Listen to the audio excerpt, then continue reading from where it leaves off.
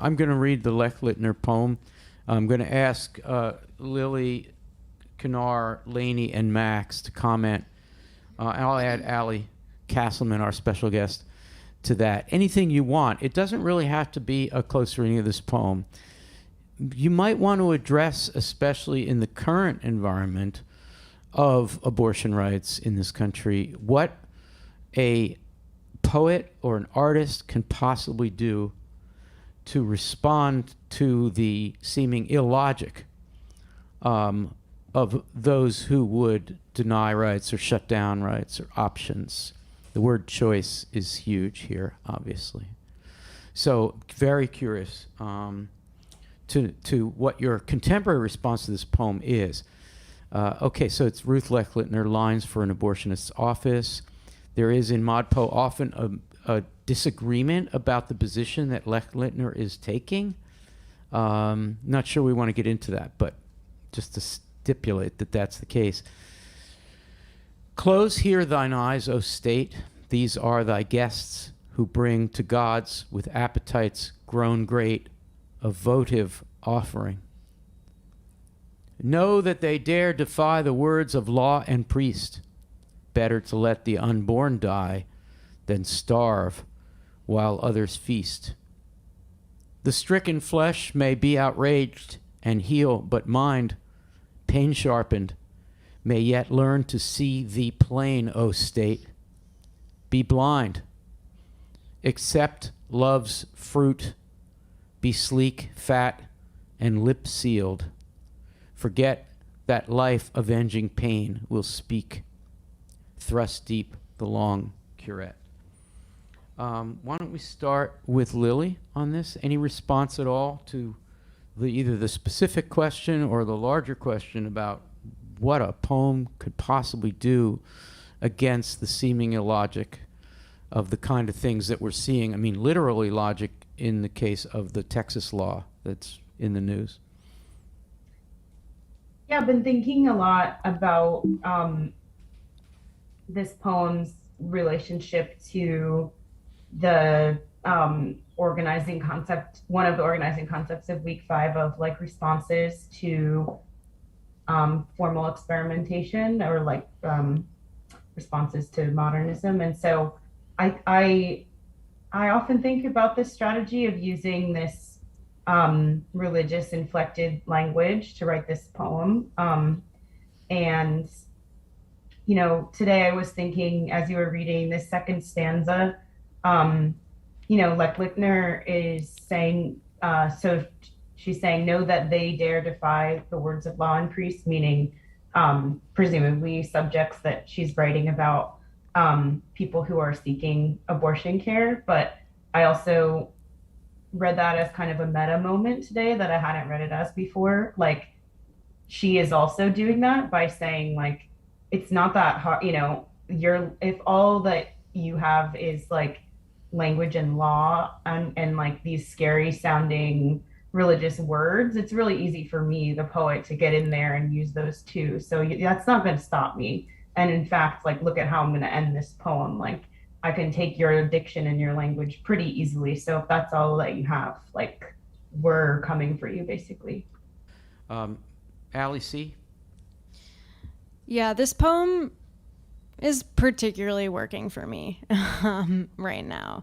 And yeah, what Lily just mentioned, the kind of like tension between using that like religious vocabulary.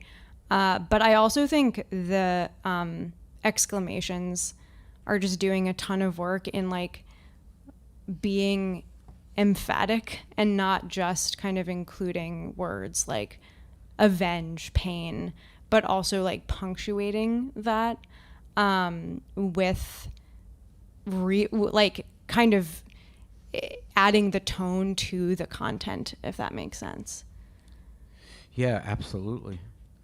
Thank you, Allie. Let's turn to Max and then Laney. I'm not sure what to say about the form of this poem in particular, but I am struck on this reading by the emphasis on the visual, a kind of visual epistemology that there's, I mean, the metaphors kind of stack up here, right? Close here thine eyes, O state, the state is blind. We have the pain sharpened mind, yet they yet learn to see the plainness of the state. There's a lot of emphasis on seeing, on this kind of empiricism in a way. And I think that this is educational, or this might be educational for a present moment insofar as like this kind of like political epistemology of seeing, or this kind of like empiricism has completely failed. Like we have like this very clear vision of like how fucked up things are, but like that's not enough, right? It's not enough to like have, we're inundated by images of like lawmakers in Texas like signing these bills and shit, and like it just doesn't really like. We can see the state plain, right? I think we all see it quite plainly, and so I wonder like if that's if that's the lesson for today is or if this poem's lesson for the contemporary moment is something along the lines of like we need a politics that's not so much about laying plain or laying bare the problem or something in the way that maybe was a little bit more politically expedient or something in an earlier moment in Lechlitner's moment, but maybe really thinking broadly about form, about the forms that sort of activism can take, and what that would mean, really just kind of getting out of this idea of demonstrating in this very visual centric way. That's just my right. And of course, because it's such a strict ballad form and rhyme and meter works so well, the hearing seems to be prioritized over the seeing. You can see the poem, but you don't really get as powerful a sense. And so clearly Lechlitner is using the existing form as a Trojan horse strategy, basically the hymn, the churchly hymn, as a way of getting inside, as it were. Thank you, Max. Lainey, followed by Kanar. So I'm struck in this current moment with the question, how do we make our words and actions and protests heard? Like, what's going to be most impactful? How do we get these messages to penetrate the ears of who they need to penetrate? And so it seems to me that the form is really brilliant in that it's like the poem is the votive offering, is one way that I'm reading it. Nice. Powerful. Thank you. Kanar, followed by Jake. I found myself kind of traveling back to the title and thinking about this for, and the poem sort of writing for or on, in the sense of kind of on behalf of this abortionist's office. The poem's sort of interceding. It's kind of abetting right of people who possess wombs to make this choice to terminate a pregnancy, to not.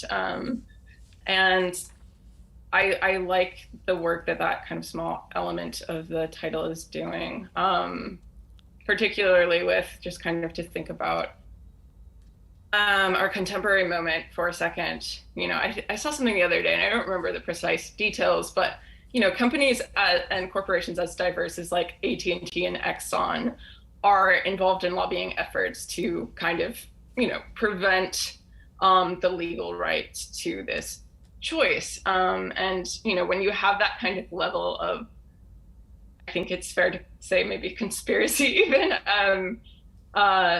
it's like, yeah, we need all the resources we can get, including, those of the poem. And so we have here this poem for the office, which is this, site of pain and things, but also of choice and of sort of an exercise of a very necessary kind of embodied freedom.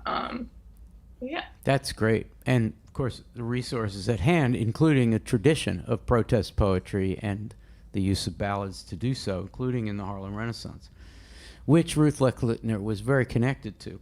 Jake? Yeah, I'm still kind of sitting with what Lainey said just a minute ago there, but poem as a votive offering. That just sounds like a title of a book that needs to be there, at some point, and that I think that's a really cool take on this particular piece. And as I was looking at it, I was trying to think, okay, well, this is Al, as you said, a hymn, kind of like a prayer, a communal recitation, and the purpose of those things tends to be a little different from the purpose of poetry, and of course overlapping, but also different, like a community coming together for like a moment or a hopefulness, a powerlessness, just like a continuity, and that's all in there, and of course also complicated with like this state, like addressing state as one would address, the divine, and that substitution there is like really uncomfortable and interesting, and and part of what makes this a really cool poem.